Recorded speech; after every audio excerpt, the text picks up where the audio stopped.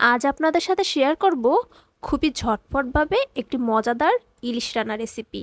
এই তো এর জন্য প্রথমে আমি এখানে নিয়ে নিলাম কিছুটা পেঁয়াজ ও কাঁচামরিচ বাটা, তারপরে দিয়ে দিলাম কিছুটা পরিমাণে শুকনো মরিচের গুঁড়ো, দিয়ে দিলাম হলুদের গুঁড়ো, তারপরে দিয়ে দিলাম কিছুটা লবণ আর জিরা গুঁড়ো, আর এরপরেই কিছুটা পরিমাণে সয়াবিন তেল দিয়ে মশলাটাকে খুব ভালোভাবে একটু মেখে নিচ্ছি।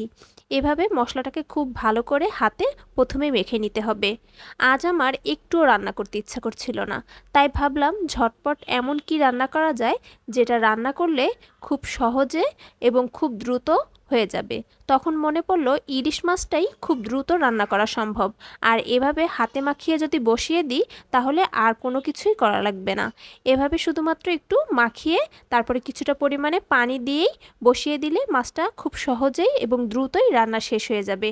আর এভাবে এই মাছটা রান্না করলে এতটা যে মজার হয় তা যারা রান্না করেছেন এভাবে শুধুমাত্র তারাই বুঝতে পারবেন। হাতে মাখা এই ইলিশ মাছটা রান্না অনেক বেশি মজার, আর এতটা সুন্দর ঘ্রাণ আসে ইলিশ মাছের থেকে, যা এখনকার সময়ের ইলিশ মাছ থেকে পাওয়া প্রায় অসম্ভব। কেননা আগে যখন ইলিশ মাছ রান্না করতো তখন এক বাসায় রান্না করলে প্রায় আশেপাশের কয়েক বাড়ি পর্যন্ত এর ঘ্রাণ চলে যেত, কিন্তু এখন তো ইলিশ মাছের সেই গন্ধটা পাওয়া যায় না বললেই চলে। কিন্তু আপনি যদি এভাবে রান্না করেন তাহলে একটু হলেও সেই স্বাদটা পাবেন। এই তো, এই যে দেখুন মাছটা কিন্তু আমি পানি দিয়ে জাল দিয়েছিলাম, কিছু সময় পানি টেনে আসার পরে মাছটা দেখতে এরকম হয়েছে, আর খেতেও কিন্তু ভীষণ মজার হয়েছিল। চাইলে বাসায় এভাবে আপনারাও ট্রাই করে দেখতে পারেন, আর যারা এভাবে রান্না করে অলরেডি খেয়ে ফেলেছেন তারা তো জানেনই যে এটা কতটা মজার। আশা করছি ভিডিওটি আপনাদের সকলের ভালো লেগেছে।